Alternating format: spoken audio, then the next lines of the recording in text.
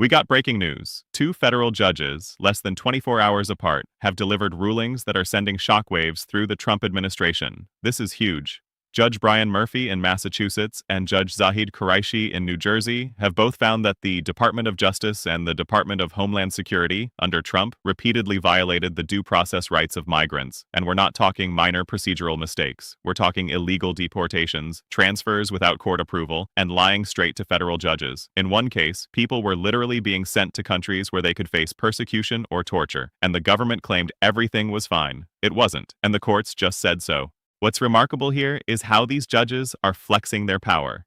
Year 2 of the Trump administration looks very different from year 1 in terms of judicial pushback. Judges aren't hesitating. They're willing to call out the government for false statements to courts, misrepresenting facts, and actively flouting court orders. That's what we're watching unfold in real time. We'll start with Judge Murphy in Massachusetts, who had a front-row view of the administration trying to send migrants to South Sudan, Somalia, Morocco, and other third countries, all while the courts had explicitly ordered they stay put. And yes, the government lied to the Supreme Court about it.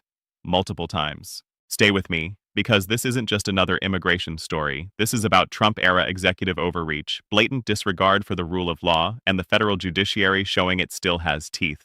All right, let's dive into Judge Murphy's case in Massachusetts because this one is extraordinary. This is the federal judiciary in action, calling out the Trump administration for systematic violations of due process and outright deception. Here's the situation. The Department of Homeland Security, under Trump, adopted what Judge Murphy called a third country removal policy. What does that mean? Essentially, the government was taking migrants and attempting to send them to countries they had no connection to, sometimes in high-risk areas, all while ignoring court orders. We're talking about individuals who had been explicitly told by federal courts that they were not to be removed until proper review, and yet the government moved forward anyway. Judge Murphy's 81-page order reads like a roadmap of government misconduct. Take, for example, the case of a migrant who was supposed to be sent to Venezuela. DHS tried to send him to Cameroon, Liberia, or South Sudan instead. That's right. South Sudan, a country with ongoing armed conflict, crime, and kidnapping, to which the U.S. had recently advised citizens not to travel. Judge Murphy didn't mince words. This was not only reckless, it was illegal. Congress has clearly stated that no one should be expelled to a country where they face the risk of torture or persecution, and yet DHS acted as if these rules didn't exist. What's even more shocking is the pattern of lies to the courts. Judge Murphy calls out the administration for misleading the United States Supreme Court twice. In March 2025, DOJ admitted to the Supreme Court that migrants must receive notice and a chance to object before being sent to third countries. That should have settled the matter, right? Wrong.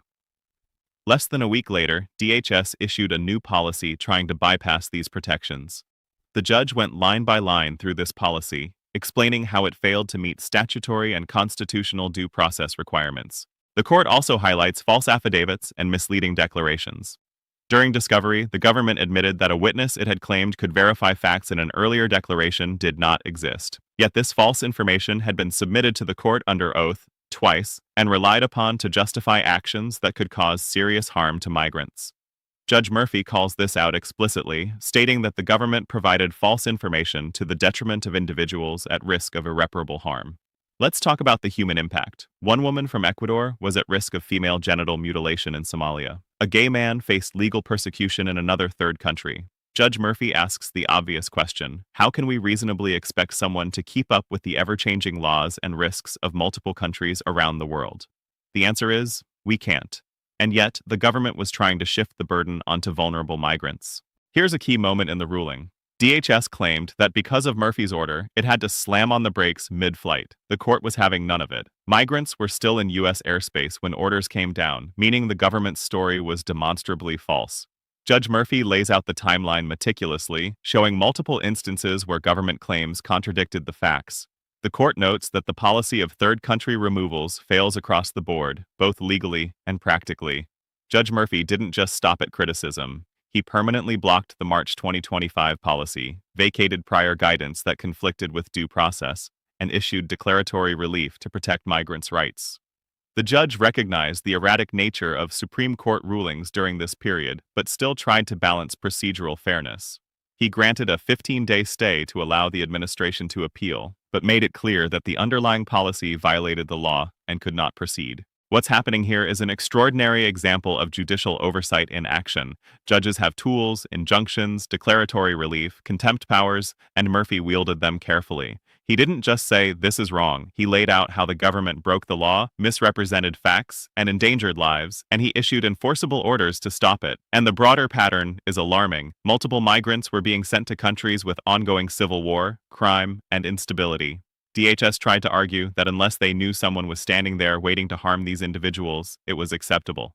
Judge Murphy rightly calls this absurd, noting that U.S. law is explicit. You cannot deport someone to a place where they may face persecution or torture. The order goes further, dissecting how the administration tried to game the system. There were policy memos that contradicted prior court statements, affidavits that couldn't be verified, and claims made to the Supreme Court that were flatly false. Judge Murphy's ruling doesn't just reject these claims, it exposes them, making clear that the Trump administration attempted to circumvent legal safeguards at multiple levels. Here's the takeaway. This is not a one-off. Judge Murphy documents a consistent approach where DHS and DOJ policies were implemented without proper notice, without legal justification, and with repeated misrepresentations to federal courts. Individuals who should have had their day in court were being shuttled to third countries in clear violation of federal law, and yet the courts are pushing back. This ruling shows that even in the face of a lawless executive branch, the judiciary can act decisively. In short, Judge Murphy's Massachusetts case is a roadmap of Trump administration overreach, reckless third country removals, false statements to courts, misleading the Supreme Court, and a disregard for due process. The decision is not just about one or two migrants, it's about enforcing constitutional protections when the executive branch tries to ignore them. And as we'll see in the next section, New Jersey federal courts are showing the same willingness to hold the government accountable, even when repeated violations pile up.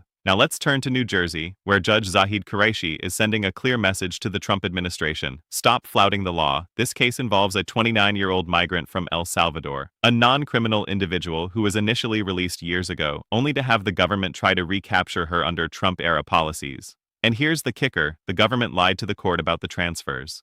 The petitioner was first detained at Delancey Hall in Newark. She filed her petition on February 14th. The court issued an order the very next day, demanding an expedited answer and explicitly instructing that she not be transferred from New Jersey. Did the government follow that order? No. They moved her to Oklahoma the day before the court's order even came down. Judge Quraishi notes that the court was first made aware of this illegal transfer by the plaintiff herself. The government failed to disclose these moves, and initially there was no explanation for the silence, no acknowledgement of timing, no admission that they had violated a federal order. On the merits, the ruling makes clear that the government's actions were not just negligent, they were intentionally reckless. Judge Quraishi writes that while early procedures may have looked like mistakes, the government's approach slid downward into manifest recklessness. Multiple federal courts have repeatedly rejected the administration's reliance on a particular section of immigration law that the government claimed justified these arrests. In New Jersey alone, the U.S. Attorney's Office admitted to violating 72 court orders in immigration cases, and Judge Quraishi suspects that number is underreported. The ruling calls out a pattern of deliberate misconduct. The government's repeated violations are emblematic of its broader approach to immigration enforcement, ignoring court orders, misrepresenting facts, and undermining the legal rights of detainees. Judge Quraishi warns that the credibility of the U.S. Attorney's Office, once respected, has been undeniably eroded by these repeated violations. The judge doesn't mince words about consequences. Future arrests and detentions that violate court orders will likely trigger contempt proceedings, including requiring government officials to testify under oath in person. That's a serious escalation and a clear signal. Repeated flouting of the law will not be tolerated. What we see here is a continuation of the pattern from Massachusetts. Judges across jurisdictions are not only recognizing the legal violations, they're acting decisively to stop them, holding DHS, DOJ, and the Trump administration accountable in ways that carry teeth. While Massachusetts dealt with third country deportations and due process failures, New Jersey exposes systemic noncompliance and intentional misrepresentation by federal prosecutors. Together, these rulings paint a picture of an administration willing to break rules repeatedly, and of federal judges willing to push back hard. The human toll is striking. Migrants who should have been protected by habeas orders and constitutional rights were shuffled between states, transferred without explanation, and subjected to detention policies repeatedly rejected by courts. Judge Quraishi makes it crystal clear, these aren't mistakes. This is intentional misconduct, and the courts will act to correct it.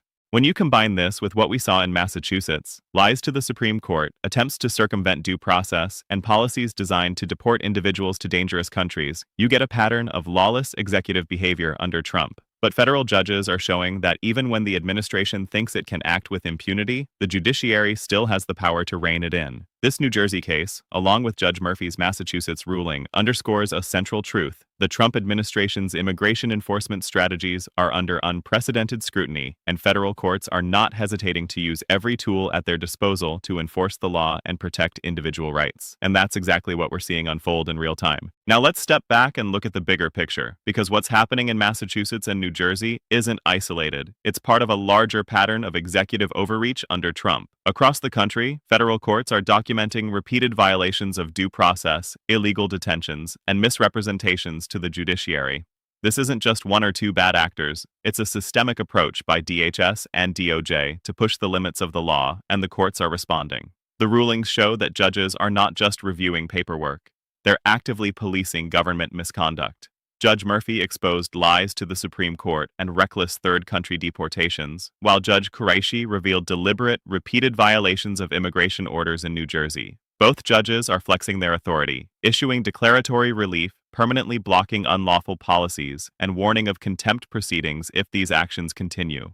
And the human impact is enormous. Migrants have been sent to dangerous countries, shuffled between detention centers, and deprived of their legal rights. Even DACA recipients are being affected. Recent testimony shows hundreds arrested and dozens deported in violation of federal protections. The judiciary is making it clear that Trump-era policies will not override constitutional protections, and that repeated lawless behavior carries consequences. This is a critical moment in American law. Federal judges are pushing back harder than ever, showing that even the most aggressive executive actions are subject to oversight. The message is clear. The rule of law still matters, and courts will act decisively when the government crosses the line. All right, that's the latest on these groundbreaking rulings under Trump. Judges are showing the full power of the federal judiciary, calling out DHS and DOJ for reckless deportations, lies to the courts, and blatant disregard for due process. This is real accountability in action. You're on The Public Analysis. Hit that free subscribe button on the Public Analysis YouTube channel and help us grow. Don't miss the full coverage on our Substack, where we post court filings, oral arguments, and daily legal rundowns. Every hot take, every analysis, every update,